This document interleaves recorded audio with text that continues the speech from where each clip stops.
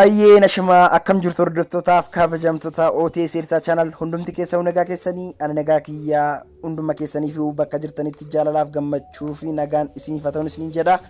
Kunoo guyyaa har'aa kana immoo wanta baay'ee nama gammachiisu hunda keessanitti in tola jedhee wanta yaade waan ajaa'ibaa dhibbaaf dhibbatti na amanaa wanti na sa'aa kana isiniif qabadheetii dhufee waan baay'ee ajaa'ibatii tokkodha jechuudha.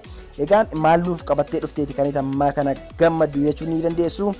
Sirriimatti wanta na fayyadee wanta ofii kiyyaatti fayyadamee argee wanta bareedaa jechuudha kan isiniif qabadheetii dhufee innis immoo bilbila keessan irratti faayiloota hin barbaachisne akkasumas illee bilbilli keessan salphaatti akka inni dafee guutu kan isin jalaa godhanii gabaabamatti jechuudha wantoota bilbila irratti hin barbaachisne bilbila kan xureessanii ta'an calluma jedhanii jechuudha bilbilli keenya akka inni dafee guutuu fi sababa kan ta'anii hunda isaa jechuudha video mp3 akkasumas illee image garagaraa dokumentii garagaraa wantoonni hin barbaachisne bilbila keenya irraa akka isaan jiranii nuun hin beeknu malee baay'een isaanii jiru jechuudha.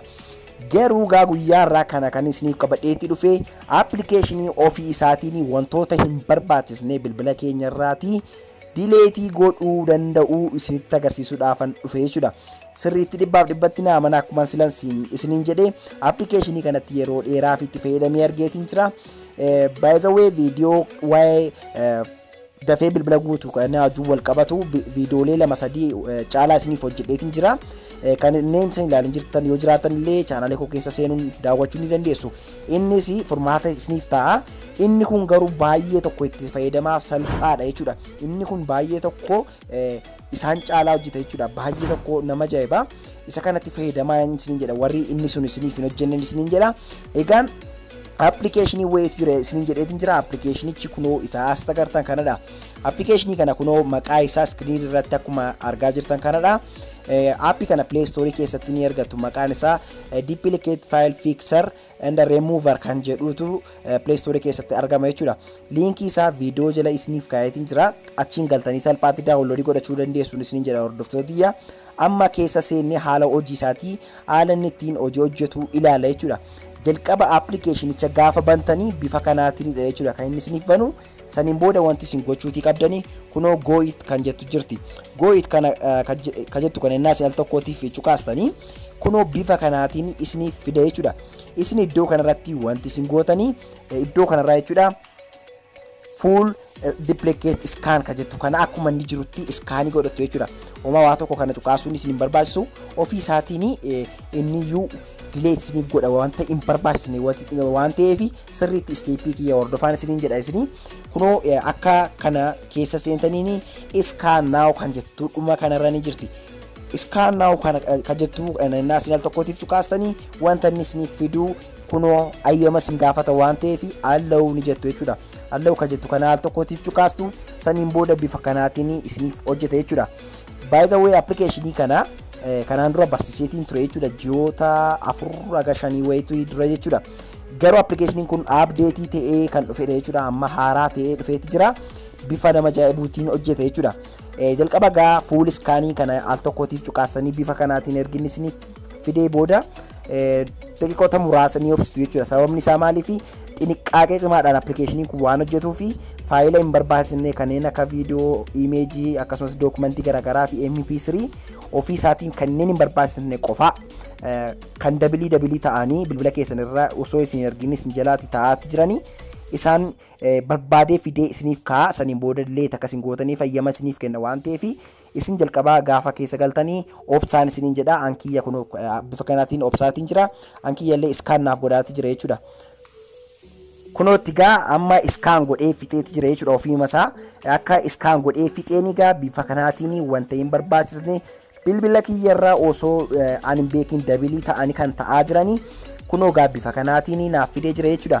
Kunoo akkuma agartanii audio yoo gara iddoo dhufe kunoo kun lamadha audioon kun lamadha garuu tokko bukkeedha kan balleessuuf na gaafataa jira akkasumas illee viidiyoo naan dhufu dookumentii irraan dhufu wantoota baay'ee kan maqaan isaanii wal fakkaatu kan illee dabalii calluma jedhanii ta'an bilbila keessan irraa bifa kanaatiin gadi isiniif tarreessa jechuudha kan kiyyagaa kun akkasaan bilbila kiyyarra jiran hin beeku reefuudha jechuudha kan inni argaa jiru dhugaa dubbachuudhaaf kunoo kun hundi isaanii kan adda agartan kuni double ta'anii kan ta'anii jiran jechuudha kun immoo bilbilli koo kan inni dafee guutuu fi mikinaata cimaa kan ta'anidha waan ta'eef dirqama balleessuutiin qaba jechuudha.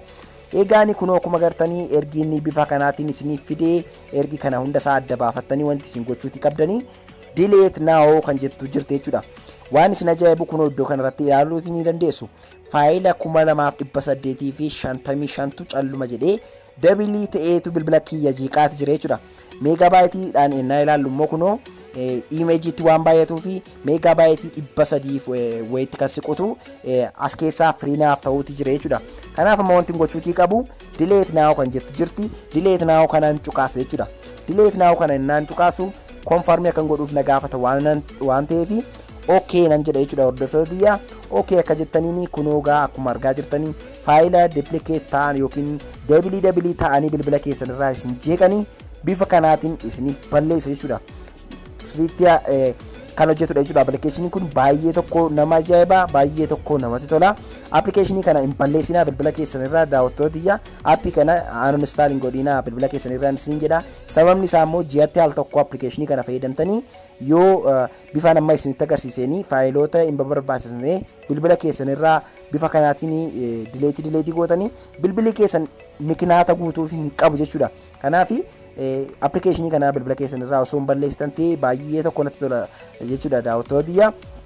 Egaan kunoo akkuma argaa jirtanii delete godhee fixeeti jira. Neestigaa isanni ergi godhee fixee maal akka inni nuun jedhu walumaan ilaallu. Kunoo akkuma argitanii file clean it jedhee you remove it jedhee kunoo meegabaayitii 288 fi tuqaa 9 space free naaf kenneeti jira. Egaan space free kanatti fayyadamee egaa appilikeeshinii 10 ol buufachuu nan danda'a jechuudha. Amma sababa kun isheen kun free naaf taate jechuudha. Amma okay nan jedha.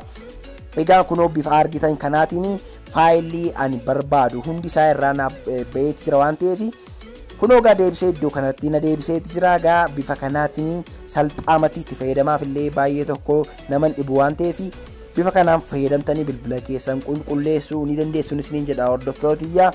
Wanti narra isiniif qabadhee dhufe kun akka isin gammachiise mee koomentii irratti naaf barreessaa. Please usun like hin godhin hin beeynaan isiniin jedha. Like gochuun keessan baay'ee tokko na fayyada. Sababni isaa immoo innaas like gootanii namoota baay'ee bukkee ga'a. Namoonni baay'een irraa fayyadaman immoo itti gammadu waan ta'eef egaan viidiyoon kiyya namoota baay'ee bira akka inni ga'uu fi like godhaan isiniin jedha hordoftootiyya. Waan viidiyoo kana daawwattaniif galatoomaa isiniin jecha sa'a muraasa booda viidiyoo ajaa'ibaa kan biraan isiniif gadhiisa. Ammas nagaan naaf tura isiniin jaalladha isiniin kabajaa. Ciao.